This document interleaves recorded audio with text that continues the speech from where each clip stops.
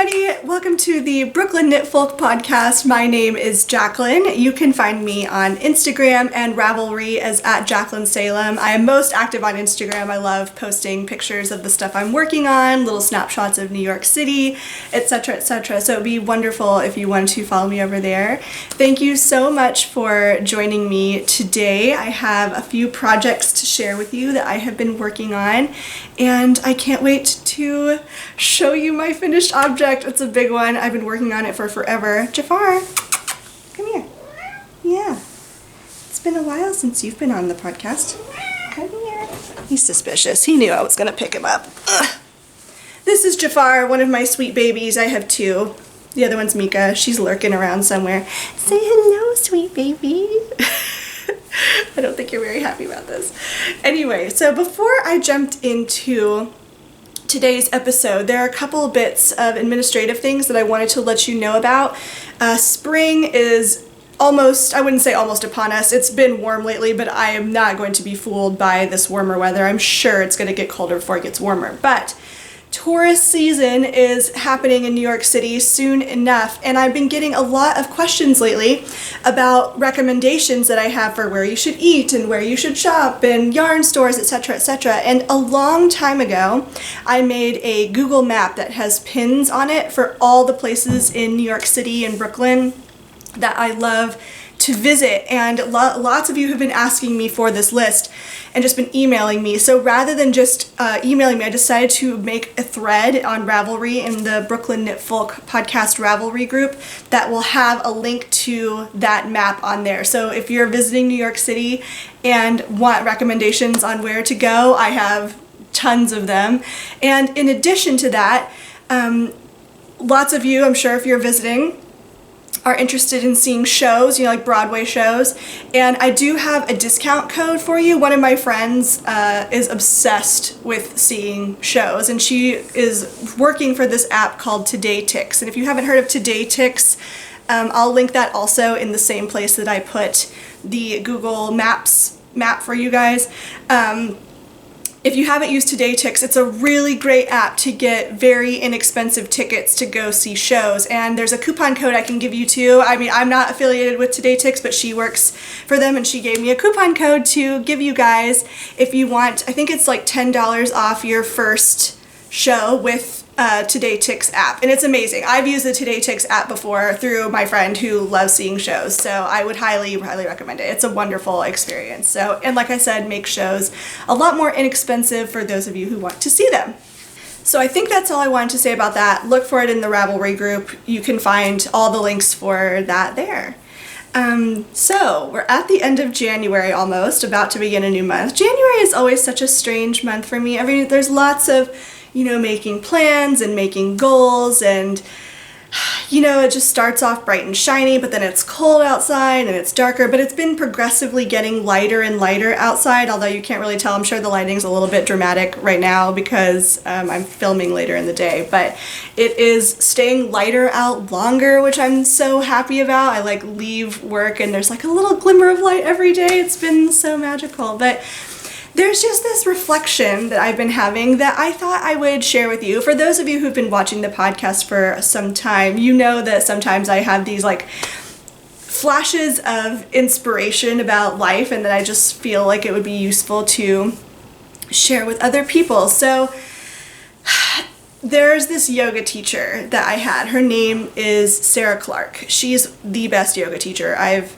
ever had. And there was this class that I was in of hers a while ago where she says that the inclination to, I'm terrible at balance. I have a horrible balance in yoga and probably in life too, honestly, with balancing my schedule. And she says that the inclination is to whenever you're losing your balance is to clench up and to hold on really tightly to something. Do you see where I'm going with this? But the better way to balance is to spread your toes out when you're on one foot or something like that. To spread your toes out and just let go.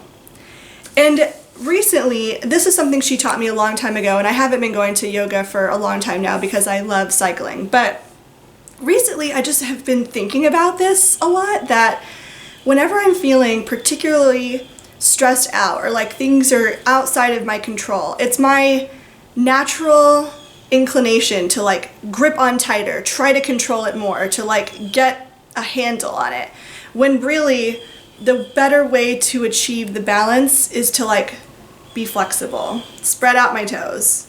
And usually whenever I tell myself this, somehow it always manages to calm me down, or it just seems to be the right advice in that moment. So I thought I would share that with you today, that if you feel like things are just like really difficult and you're just like trying to like get a better handle on it, rather than trying to put all of your energy into squeezing tighter and holding on to it and controlling it more, maybe give letting it go a try.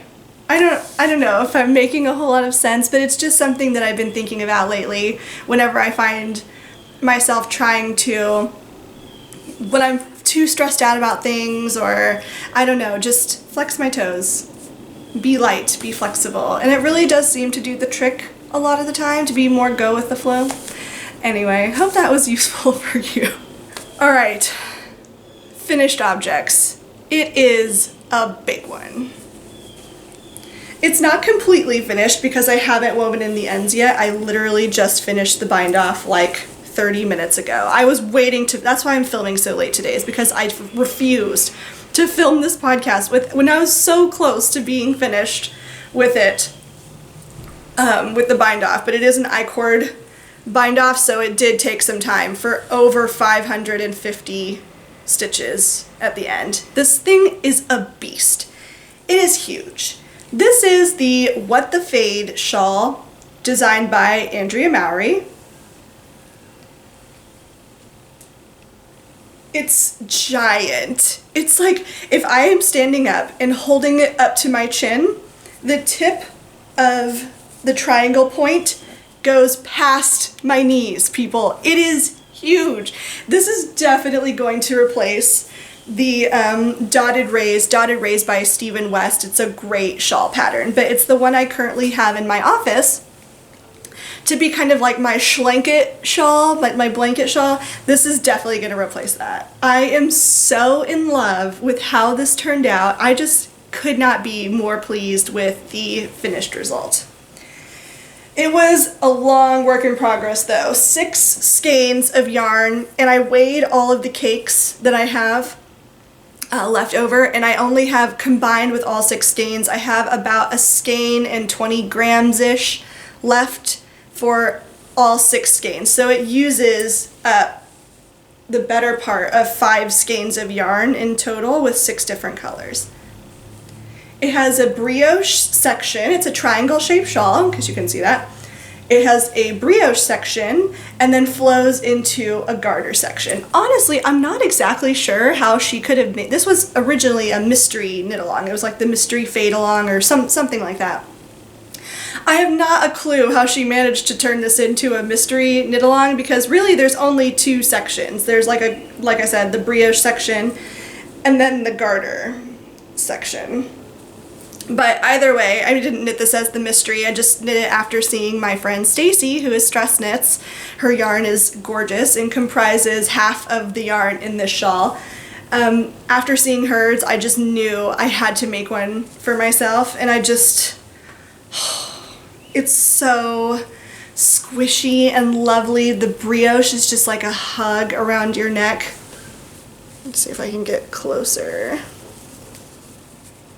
It has little eyelets that go down the center of the triangle, but only in the brioche section, not in the garter. I'm getting myself tangled up in this thing. I am in love. There's some mistakes right here in the brioche, but that was kind of when I was first getting used to doing brioche again. It had been a while. Look at this texture. I cannot get over it. Cannot get over it. And the garter section has all 6 colors faded into one another. So it's mostly Sweet Sparrow yarns and Stress Knits yarn, and it has 1 skein of Primrose Yarn Company at the bottom. Mika, please don't do that. She's pulling at the tails that are on the end of the shawl that I need to weave in. Anyway, this thing is a beast, and I could not be more pleased with it. I love it so much. It's so soft. There's not a whole lot more to say about it. I've talked about it in previous episodes. I did go down 1 needle size, but based on the sheer size of it, I haven't compared to what the final measurements of the shawl are supposed to be. I haven't looked at it, but I probably should have gone down another one. But I like the fabric, so honestly, I'm okay with it. And I'm really liking, honestly, this huge blanket shawl because, like I said, I've been using my dotted race for a while now, and I think it's time to kind of replace that with something new. So I'm excited to take this to my office, and I will use it every single day because my office is freezing. And again, this is the What the Fade, and it's a pattern by Andrea Mowry. I just love how subtle the fade is in this. As I was knitting it, I was like, man, is this gonna be enough? Like, it just doesn't look any different as I was knitting the colors through the fading sections, but then now that it's all done and all stretched out, I can definitely see the fade, and I just love the subtlety of it. 2 of them, in fact, right here, it looks like the section is bigger than these other parts. 2 of them fade so well together that they could basically have been one color, but oh, I just love it. I love how subtle this fade is. Obsessed with it. Completely obsessed. Mika. I cannot wait to use this. So I'm going to weave in the ends on this thing tonight, and then I'll definitely be taking this with me to work tomorrow morning. So that's it for finished objects. I do have a hoe to share with you. That's a half object. And that is this vanilla sock knit out of the Knitfolk colorway, which is a colorway that Ashley of Nomadic Yarns dyed inspired by some of my favorite colors. And I did a 2x2 rib, 56 stitch cast on, a fish lips kiss heel, and then a rounded toe. I do like a longer leg on my socks, although my sock recipe is changing now. This is the last pair of socks that I'm knitting on this recipe because I've discovered that a 64 stitch sock on a size 0 as opposed to a size 1 fits my foot better. The gauge of the yarn is denser, whereas this is probably more in the 7 to 8 stitches per inch range. The zeros give me an 8 to 9 stitch per inch gauge, which is more comfortable as I'm wearing it on my foot. It doesn't feel, I wouldn't say this feels pebbly underfoot by any means, but I knit my Irving socks, a design that I released last year, on that gauge, and I love the fit of those. So I'm going to be using that as my recipe from now on. 64 stitches on a 0 as opposed to 56 on a size 1. But I do love how this turned out. I obviously, as it's, you know, designed in my palette, love the colors of this yarn. It's got like a cranberry, a gray brown, a darker gray. Wait, no, that's the cranberry. Darker gray, chartreuse, brown gray, cranberry, and sort of a sage green color. Love this. And then of course I have cast on the second sock. No second sock syndrome here. It's hard for me, honestly, to have second sock syndrome because I pretty much exclusively knit socks on the subway, so I'm fine with just knitting whatever's in my bag. Oh, and check this out. I posted about it on Instagram. Julie of Sweet Sparrow Yarns. This girl, I tell ya, she's the best at finding things on the internet. Look at this stitch marker. She gave me these as a present for part of my Christmas present, and I forgot to show these on my last episode. But basically it's these cats that are on these bulb stitch markers. I think I have the rest of them in here.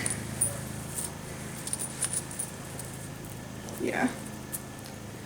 And it's all these different cats who are basically just like, have the most, not angry, but I'm not taking your crap face.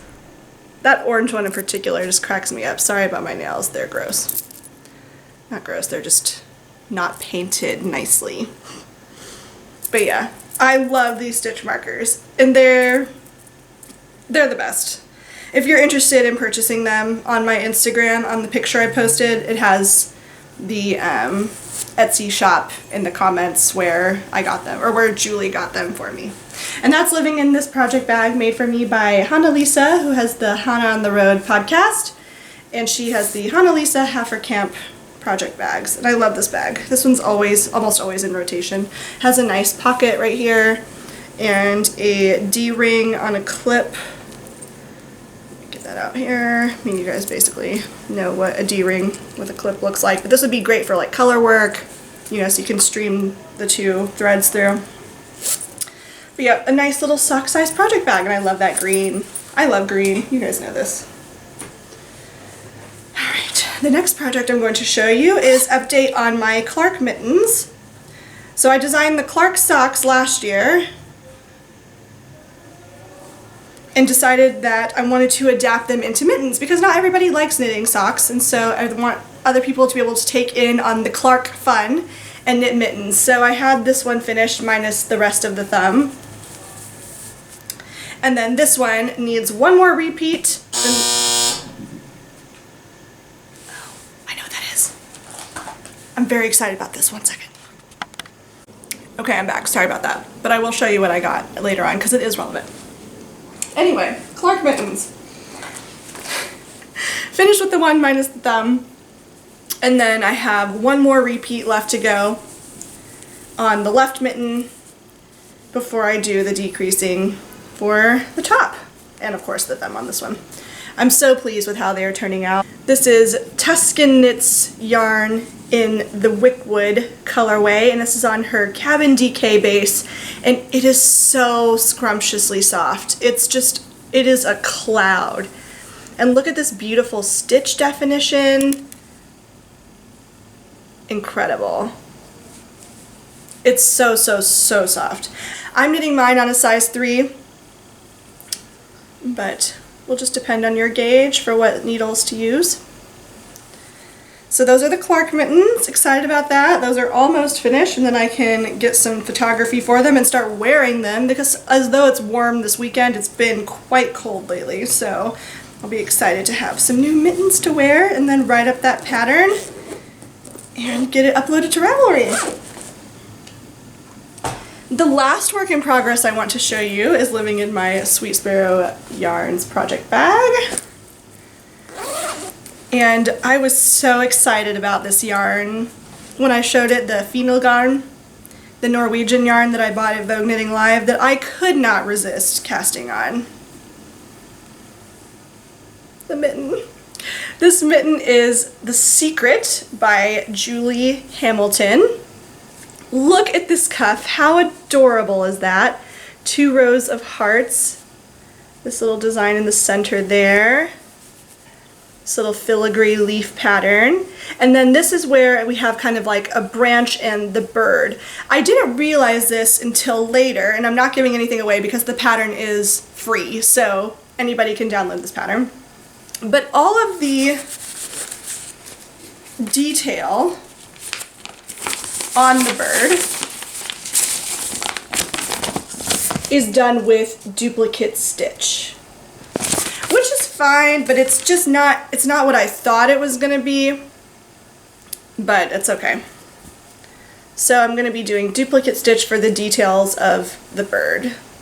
And then on the palm, knitting this now, I kind of think it's a little too busy for my taste. I wish I would have omitted this part right here and just did the brown or improvised and did something with red, like maybe some red hearts along here or something to kind of mirror this. I just feel like the palm has a little too much going on for my taste. I like this right here. I've already started omitting things up here because it's like somebody looked at some charts for different, I don't know, small motifs and like, oh, let's put this one in. Oh, let's put this one in. Let's put this one in. It just doesn't seem like there was a lot of consistency, I guess, and it's just a lot for my taste. So going back, that's probably why I haven't finished it yet. That and one other reason I'll get to in a second, but it's one of the things that's holding me up is that I don't super love the palm of this, but I'm not gonna go and rip it back because this is a very advanced colorwork pattern, and it's only the second colorwork project I've ever knit, but Every row is different, as is probably the case when you're knitting animals or something like that, where it's not just like the same motif like this. Every row is different, so you just have to pay super close attention to every single stitch on the chart because there's just not a whole lot of flow to it. I think that the final project is going to be worth it in the end, but it is definitely an advanced color work project. I love the yarn, I will say that. This just is exquisite yarn. It's so toothy and woolly and perfect for color work, although it does tangle on itself quite easily. It's like very grabby, which makes it perfect for color work because the fabric is nice and dense and one basically. But when you're knitting it, if you're pulling two strands out of the same bag, as I was trying to do on the subway, it just kind of tangles on itself pretty easily, so that made it additionally challenging. If I could go back and redo it, I'd probably flip these hearts the same way as this one so that they're both right side up. I don't know, it's just an aesthetic choice that I wish I would have made, but again, second color work project that I've ever done, so I'll know to look for these things in the future. It's just not something that was top of mind as I was excited to cast on and like get into the charts. Another thing I will say about this is that I would like to make them convertible mittens. So I've been watching Eva of The Charm of It, an amazing podcast. Like, beginner or advanced knitters will learn so much from her podcast. It is a joy, a treat to watch it every time because I just learn so much. So I've been going through her back episodes and watching them from the very beginning, and she does a convertible mitten. She can basically turn any mitten into a convertible mitten based on this blog post that she found that somebody had just posted on how they make all of their mittens convertible.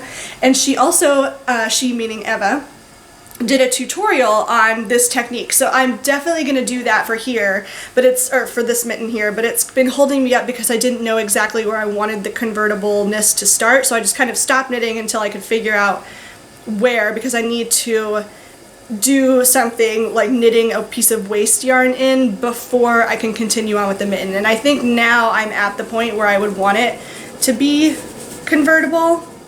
In fact, it could have started a little bit sooner, honestly, like probably towards the base of my pinky here. But I think this is okay. If this is where it's going to be convertible, that's okay with me. That's not too short of a convertible mitten. So basically, it will just kind of make a cap for it so that I can take it off and still use my phone, which is important to me. I like the warmth of having the full-on mitten, but I need to be able to use my phone outside for things like calling Ubers and finding directions to places and things like that. So making these convertible was a no-brainer. I definitely want to incorporate that here, and the good thing is it doesn't interrupt the flow of the front of the mitten at all. So from the front you can't tell that it's convertible. It's only from the back that you can kind of pull it off, and it just pivots along wherever you started it. So excited about that. Like I said, this is a free pattern, so it's not that I want to complain or anything too much about it, but I just think that there are a lot of flaws with the design of the pattern that could have made it a lot easier for people to knit it. For example, no numbers on the main charts here. The different parts of the chart, so the cuff and the main body and then the top decrease part and the thumb, they're all on different pages, and when you're knitting the top and the thumb, you need these pages at the same time. So I really wish that the thumb chart was on the same chart as the body chart, the main body chart here, because it's just annoying to have to keep going back and forth between them, and then also to like find your place in each row, if you will. And then the numbers for this thumb chart so far away from the edge of where it is that I had to like draw lines on it so I could figure out where in the chart I was on. So these are just some things that I thought were confusing, and that there are certain ways that could have been certain design elements in the layout and composition of the pattern itself that could have really alleviated these problems and helped the knitter a lot. For example, we could have named each of the charts. They're not named, so if you just name it chart A, chart B, chart C, or 1, 2, and 3, or figure 1, 2, and 3, you know, and then just reference in the written instructions where you are in the pattern. There's just a lot of things like that that I think could have been done to help the knitter. Again, though, it is a free pattern, so I'm not complaining too much about it. It is really dark in here. Ugh. Hold on. Okay, sorry, we have some light here, but I think I'm finished showing you the projects now anyway, so the color accuracy isn't as important now. But like I was telling you, there are just a few things I think could have been done to make that a more pleasurable experience for the knitter, and things that I think about all the time since I'm a graphic designer. And on that note, man, Ellie of Skandir Knits, she is absolutely killing it with her colorwork designs lately. I don't just say this because I've met her and because I consider her a friend now. I just think that for her recent sweater, I'll just use that as an example. It's not released yet, and I don't know the name of it because it's something I can't pronounce, but a recent sweater that's in testing right now. The sizing, for example, the way she designs patterns is so friendly to the knitter and so inclusive of so many different, every body shape. I just want to give her some kudos right here and now for it. I just wish that more designers would think about these sorts of things in the way that they write their patterns. For example, rather than calling a size small, medium, large, she has, like, I think she said 10 different sizes or 12 different sizes in her patterns, and they're just numbered 1 through 12. Because instead of categorizing yourself as small, medium, large, which different brands have a different standard for what is a small across, you know, the brand compared to another one, I just think it's brilliant that it goes based on your measurement instead of trying to categorize yourself into a particular size. It just eliminates a lot of confusion about what's going to fit you if you're forced to look at your body measurements.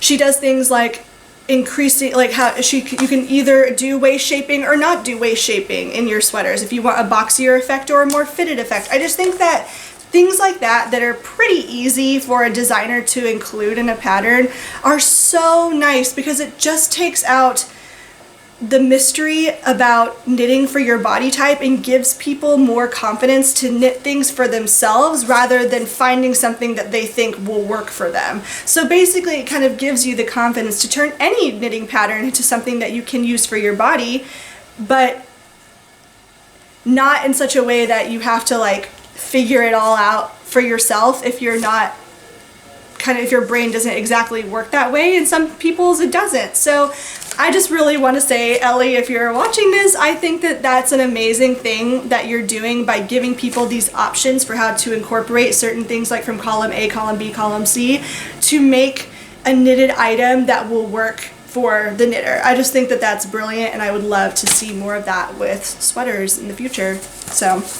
yay! That's it for my knitting works in progress. I do have a quick little sewing thing to show you, and it's nothing that I've actually sewn yet. It's more like a plan. So before Maverick, my nephew, was born, I bought these fabrics at Brooklyn General with the intention of sewing a little fox stuffy. And my sister recently told me that he started sleeping with the quilt that I made him as kind of like his blankie, which just, isn't that just, it just makes me feel so happy. And I feel like in the past, he's like a year and a half old now.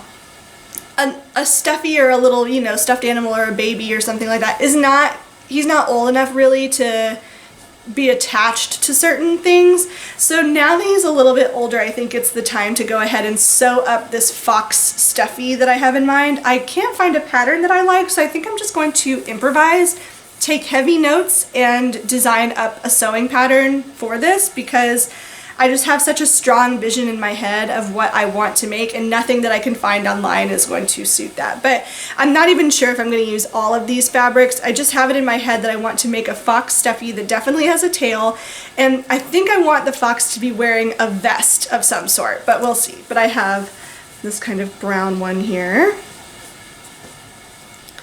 This one, how cute is this? this one. An orange, of course. This kind of mauve one. It's kind of hard to see because of the light right now, sorry. Black. And that's it, yeah. So I have these fabrics. I'm not sure if I'm going to use all of them, but I'm excited to make him a little fox stuffed animal because I think he's at an age now where he'll he'll appreciate it more. So got that. So that's a sewing plan that's up and coming.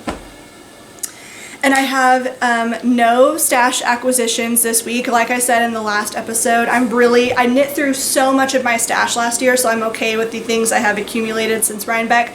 But now that I've kind of beefed up my stash a little bit, I'm definitely not in a purchasing mood. Although I did make an exception for a skein of Nomadic yarns, the burrow. I just couldn't help myself. I bought it as soon as it came out on her yak sock base, so that will be coming to me eventually. But other than that, I have not been purchasing much lately, which is good because I have so many things in my stash. I'm dying to knit up. Casting on a sweater is an imminent thing. It's going to be next up, so don't be surprised if in the next episode you see a sweater cast on from me. And other than that, so this is what came to me in the mail just now. Julie, Sweet Sparrow Yarns, she sent me a link to this book because this is just a topic that I've been struggling with lately, is how there's so many knitwear design things I want to do, but balancing that with my graphic design life has just been really challenging for me. I'm not at this stage of my life, or even in the stage of my knitwear designing, I don't really have a desire to design knitwear full-time. I love graphic design. It's what I went to school for. It makes me feel super creative. I just like having all of these different types of areas of creativity in my life. So right now, it's not the goal for me to make knitwear design my career. However, it is challenging having this full-time graphic design job and then balancing that with having enough time for the other things I want to do in my life, like designing knitwear, focusing more on my personal life, things like that. It's just really difficult to do that. So she saw this and suggested that she and I have a little read-along amongst ourselves for this book, and it's called Growing Gills: How to Find Creative Focus When You're Drowning in Your Everyday Life by Jessica Abel. So I can't say that I'm recommending this. I'm not saying that at all. I'm just saying that I bought it and I'm going to read it and I'm excited to read it. And if I do like it, I will report back and let you know. So I'm super pumped about it. Growing Gills. I've been really on a reading kick lately. I go in phases with my reading, but lately I've been in a super big reading kick. And right now I'm reading this book called The Unthinkable: Who Survives When Disaster Strikes and Why. It is fascinating. It's not a how-to book. It's not prescriptive in any way. It basically just goes over disasters that have happened, trigger warning, especially for things like 9/11 and Hurricane Katrina. Talks about those things that happen, and then why certain things about science and psychology, why certain factors contributed to an individual's survival. It's really fascinating. Fascinating stuff. So I would definitely recommend that. I'm about 65 to 70% of the way through it right now, and it feels weird to say that I love it because that's not, the topic especially. It's about, disaster and hardship happening to people. Of course, it's not a lighthearted topic, but I do find it very, very fascinating, I would say, just about the psychology and science of it, and it's just the right amount of science psychology mixed with storytelling that I just think makes for an excellent read. I'm listening to it on audiobook. It's a female writer and a female reader. It's not the author reading her own work, but I have to say, I don't know why, but I tend to like female readers more than male ones. It's just something about the cadence of their voice that makes me more alert when I'm listening to it. That sounds so bad, but I don't mean it in any sort of like deep, meaningful way. I tend to like female readers of audiobooks more than men. So really enjoying that book. Again, that's called The Unthinkable: Who Survives When Disaster Strikes and Why. And I want to say the author's last name is Ripley, like Amanda Ripley, something, I'm pretty sure. But yeah, it's a great book. I'd recommend it. So excited to give Growing Gills a go. I'll definitely dive into this tonight and see what I like about it and report back on what I think. That's all I have to show you for this couple of weeks. So I will leave you here and say have a great couple of weeks until I see you next, and happy making. Bye!